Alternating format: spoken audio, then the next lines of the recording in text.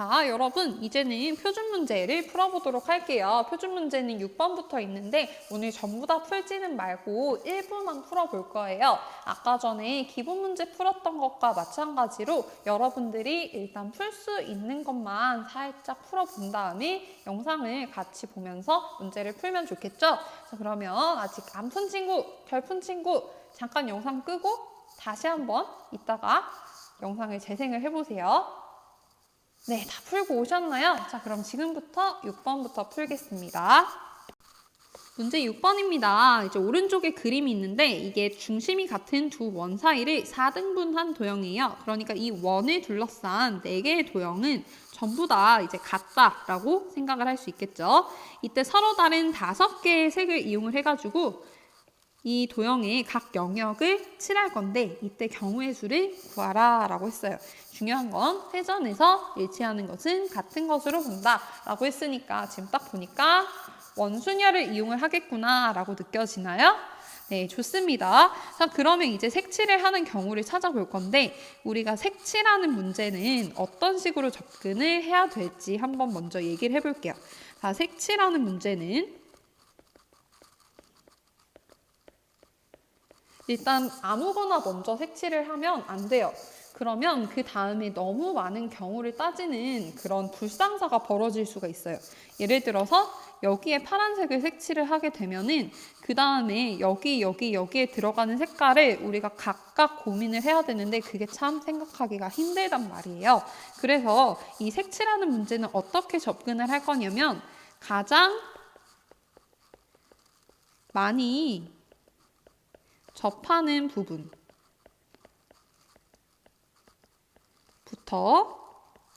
색칠한다. 요거를 꼭 기억을 하고 문제를 접근해 보도록 할게요. 그러면 이 문제 경우에서는 어떤 영역을 먼저 색을 칠해 봐야 될까요? 그렇지. 요 가운데 부분 보이세요? 가운데 부분이 지금 다른 부분이랑 제일 많이 이웃하는 부분이죠. 제일 많이 접하는 부분이에요. 따라서 우리는 이 가운데 부분을 먼저 색칠을 할 겁니다. 그럼 이 가운데는 제일 먼저 색칠하는 거니까 가운데에 우리가 몇 가지 색을 칠할 수 있을까요? 그치? 가운데에는 5가지 중에서 아무거나 색칠할 수 있으니까 5가지.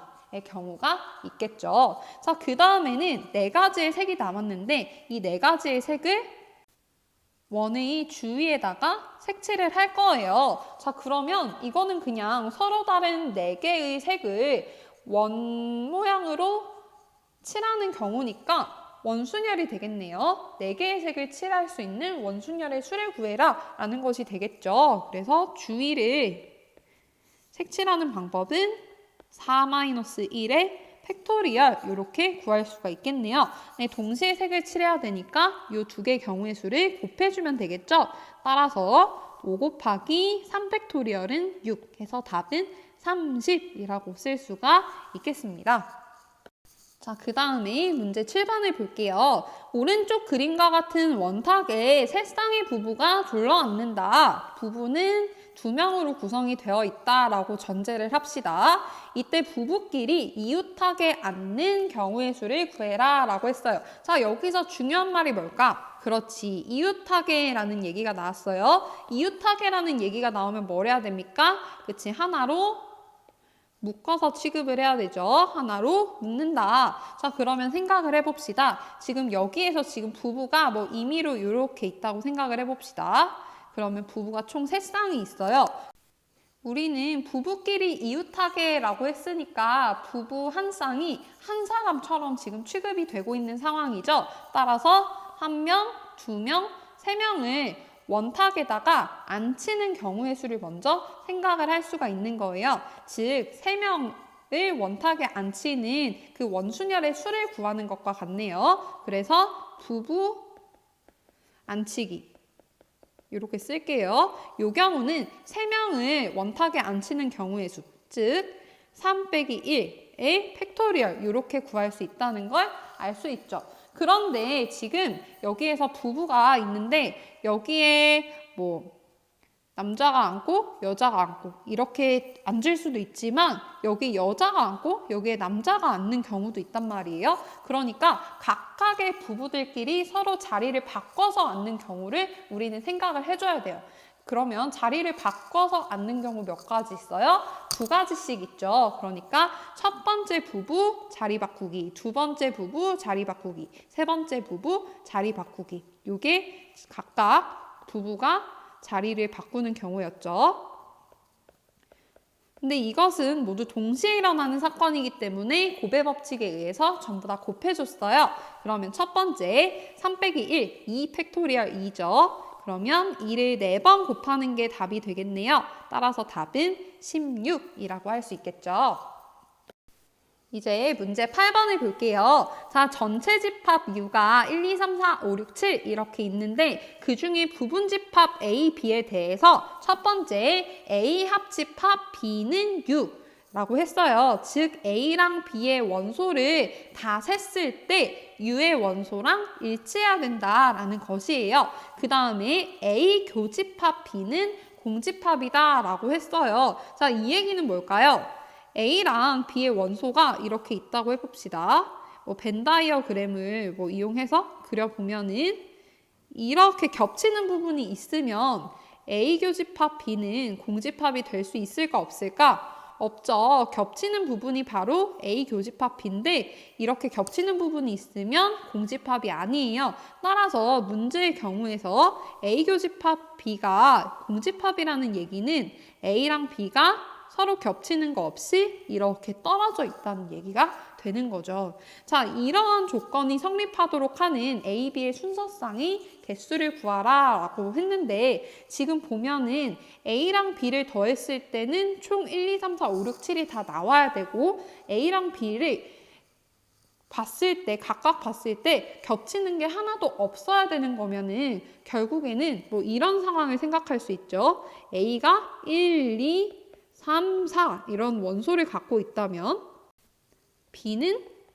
반드시 5, 6, 7 이런 원소를 갖고 있어야 된다라는 얘기예요. 자, 그럼 여러분 생각해 보세요. 지금 A의 원소가 어떤 건지 정해진다면 B의 원소는 결국에 A의 원소가 어떤 것인지에 대해서 자연스럽게 정해지겠죠. 전체 1, 2, 3, 4, 5, 6, 7 중에서 A의 원소만 전부 제외를 하면은 B의 원소가 되는 것과 같은 거잖아요.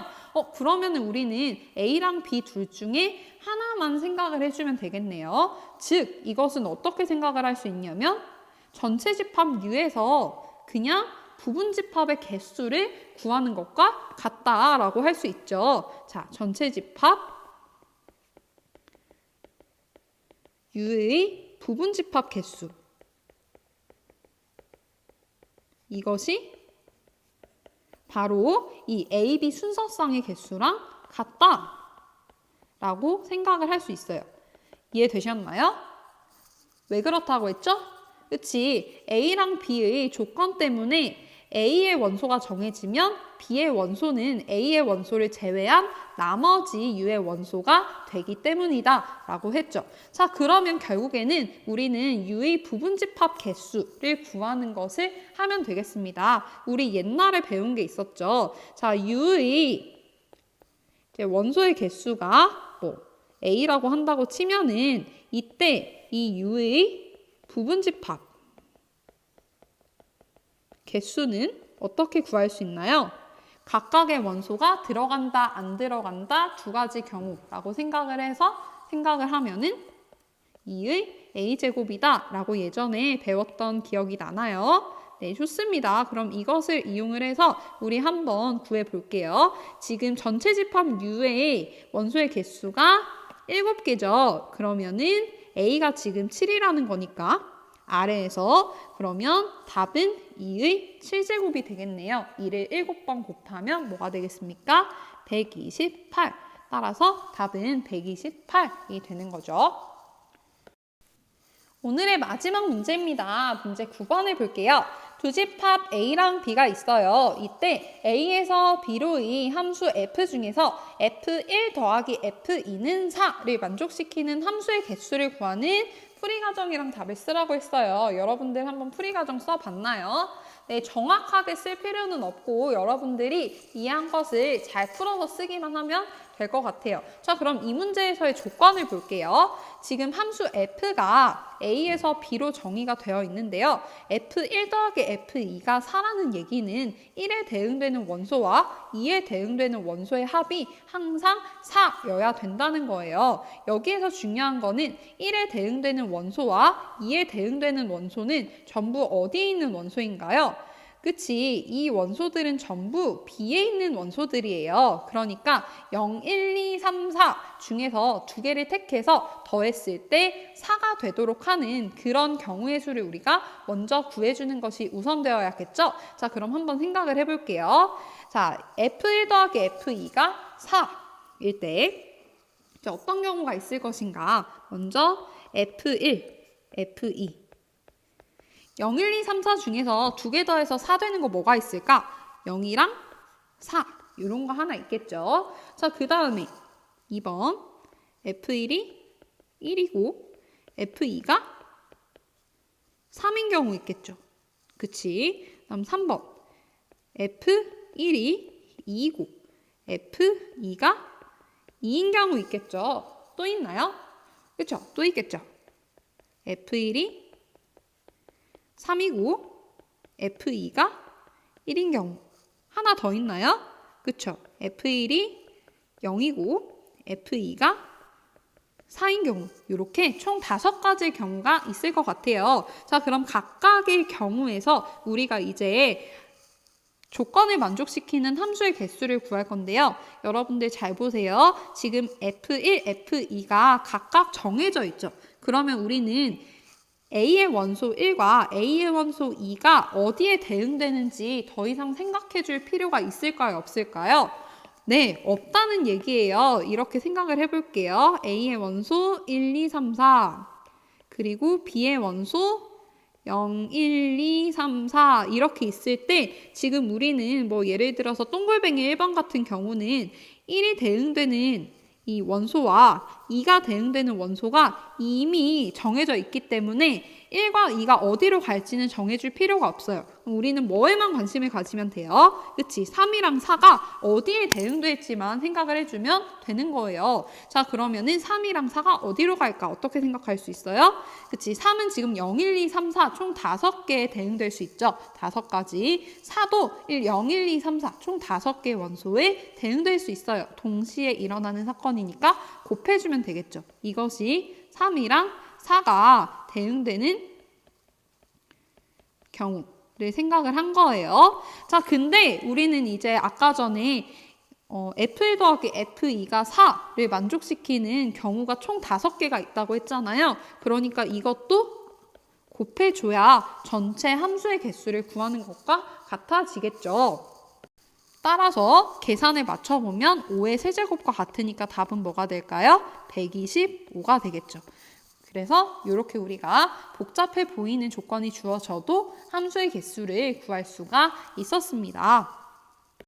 자, 그래서 오늘은 문제 1번부터 9번까지 풀어보았고요. 다음 시간에는 10번부터 15번까지 풀 거예요. 자, 여러분들 오늘 정말 공부하시느라 수고 많으셨고 혹시 다음 시간까지 시간이 있는 친구들은 10번부터 15번까지 미리 풀어봐도 좋겠죠. 자, 그럼 고생하셨습니다. 다음 시간에 만나요. 안녕.